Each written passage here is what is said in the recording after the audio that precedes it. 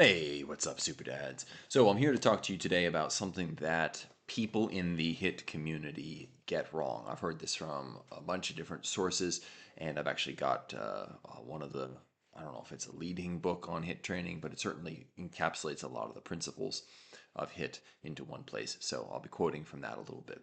That thing that I believe they get wrong is that muscle building from exercise, muscle building as a result of exercise, is a binary process. Now, it's not entirely wrong, but they're definitely missing some important nuance.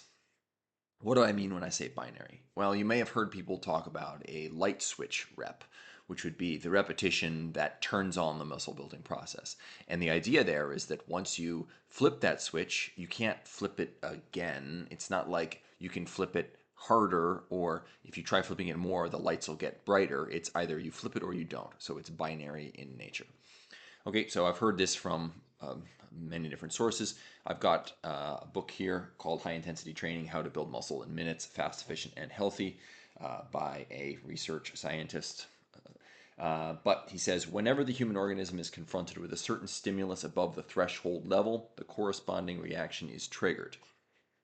Muscle training is no exception. If a muscle is confronted with a certain amount of tension, about 50 to 80% of max, for a certain amount of time, about 60 to 120 seconds, the muscle goes into hypertrophy and gains mass and strength. Okay, not too many issues there. Two interesting facts about the stimulus reaction principle are that A, once the reaction has been triggered, it cannot be stopped anymore. So if you were to trigger hypertrophy, it's not like you can stop the hypertrophy from happening, then it's going to happen automatically, whether you like it or not, as part of the natural process of your body. B, once the threshold has been surpassed, adding stimuli does not fortify the effect. This is where I have an issue. Now, the author here talks about this as the ceiling effect. That's what he coins. I don't know if it has that name elsewhere in some other literature, but he calls it the ceiling effect. And he gives a couple examples of the ceiling effect. So he says things like once they give you a certain amount of medication, so like let's say a painkiller, and the painkiller numbs the pain, then giving you more isn't going to numb the pain more. Okay, as is an example, a vaccination, same deal. They give you enough of a vaccination to make you immune, while more of the vaccination doesn't make you more immune, as a second example here. Now, I think this is clearly on its face kind of crazy, because what he seems to be overlooking is that, yes, there is a threshold. So, in a sense, muscle building is binary. That means unless you cross the threshold, you won't build muscle. So, let's say you do, 3 repetitions at 30% of your max. Well, that's probably not enough stimulus to cross the muscle building threshold, and thus you won't get an effect. But just because there is a threshold and a ceiling, it doesn't mean that the threshold and the ceiling are the same thing. There's space between the threshold and the ceiling, or else they would be one thing, right? So here are some counterexamples. Let's take the human body and how it adapts to things, because the medicine examples are crap examples, and I'll explain that in a second. A better example would be something like tanning. So if you get sun exposure, you need to get a certain amount of sun exposure in order for your skin to have a tan effect, to get a little bit, produce the melanin that is required to tan it. But you can get a little tan or more tan from one bout of sun exposure. Everyone knows this, everyone has experienced it. Can you get burned? Yes, absolutely. And that would be an example of going beyond the threshold, but also running into the ceiling and going past that. So now you're no longer getting more tan, you're actually just burning. But within that space, you can get more or less tan from a single day of sun exposure. Another example would be fat gain. So if you eat a little bit more than your maintenance calories, it's still going to be your maintenance calories. Maintenance calories isn't like one number that's a fine line you need to walk. There's a little bit of leeway on either side because your body can adjust. It can auto-regulate a little bit by turning up your metabolism, your NEAT, by turning up your autoimmune functions, or your immune functions, I should say, different things that it can do. So if you eat an extra 100 calories in a day, it's not necessarily going to become fat right away. But if you eat too many extra calories or for too long, right, then you will start to gain fat. And everyone would acknowledge that if you were to eat, you know, that threshold amount that causes you to gain weight versus the threshold plus another 100 calories on top of that, the extra 100-calorie version of that story will cause you to gain fat faster.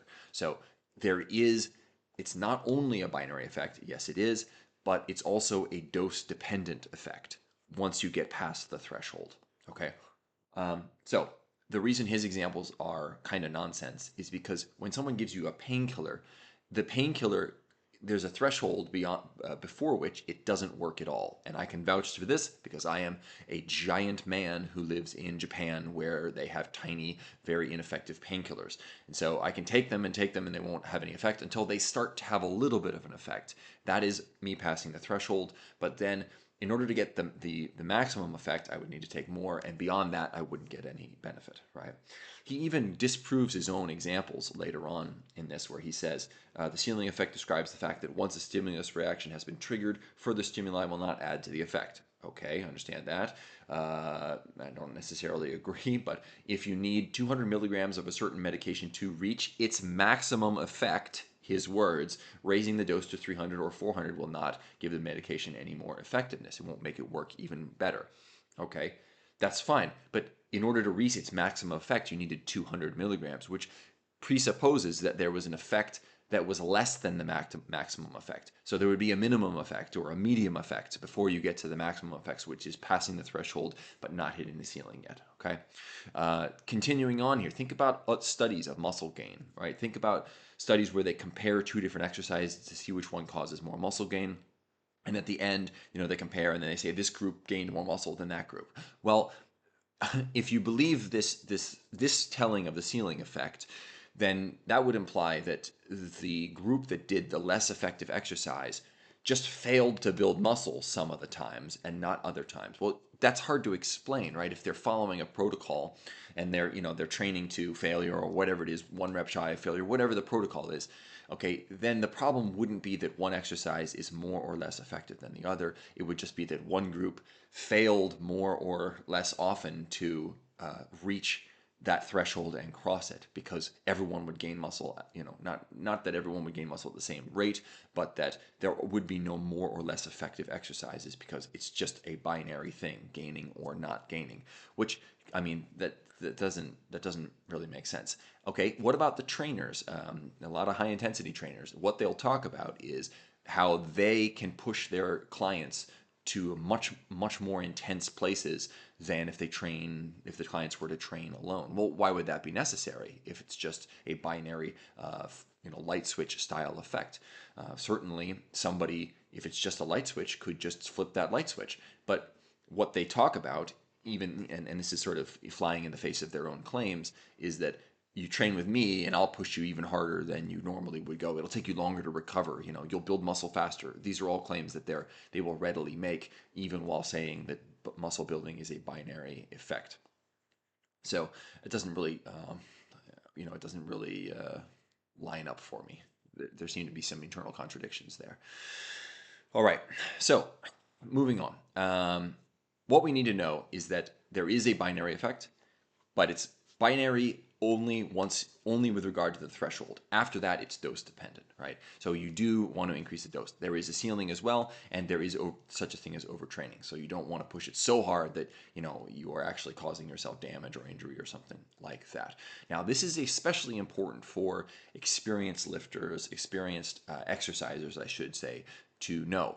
If you are a beginner, it seems to me, and I don't have a whole lot of data to back this up, but it seems logical, that as a beginner, your body's response to a stressful event like a bout of exercise would be sort of more like freaking out and causing as much adaptation as it's able to make, because it's a novel stimulus and therefore more threatening to your body. So newbie gains, right? Now, newbies can basically do anything, and if they're doing it with any modicum of intensity at all, they will gain muscle relatively quickly for the average person. But as you get more experienced, it gets harder and harder. And a large part of that is because your body becomes desensitized to the kind of stress that you're putting it under. And so this is why when people go from a traditional style of 3 sets of 10 or whatever it is, traditional style bodybuilding training, and they switch over to a HIIT approach, why a lot of them will experience rapid growth is because now they're not just doing that light switch rep, they're not just crossing that threshold, but they're stepping inside the muscle building zone. In my parlance, I would say that they are accumulating time and proximity to failure, or to combine those things, failure familiarity, because the more time you spend near failure and the closer you are to failure, the more familiarity your body has to develop with it. And accumulating failure familiarity is what's going to basically drive adaptation, right? But it's not just getting close enough that you can step your foot inside. You're going to have to go inside the house and move around a little bit. And I would say pretty much anybody who has any experience would recognize this. So I just wanted to call this out a little bit, and I think that it's for whatever reason something that has perpetuated. Now, is there a possibility I'm wrong about this? There is, of course. I'm not omniscient. I'm just looking at things the way that I've experienced them, the way that I see the examples like tanning, examples like fat gain, the way that the physiology of the human body actually adapts to its environment, looking at how the studies line up, looking at what these trainers are actually saying, and even this guy's own words seems to suggest that there can be a minimum effect and a maximum effect. Okay, so there you have it. For those of you out there, I would recommend that you really just push on that intensity, accumulate that time and proximity to failure, and try to dial in that training. Okay, good luck, and go be super.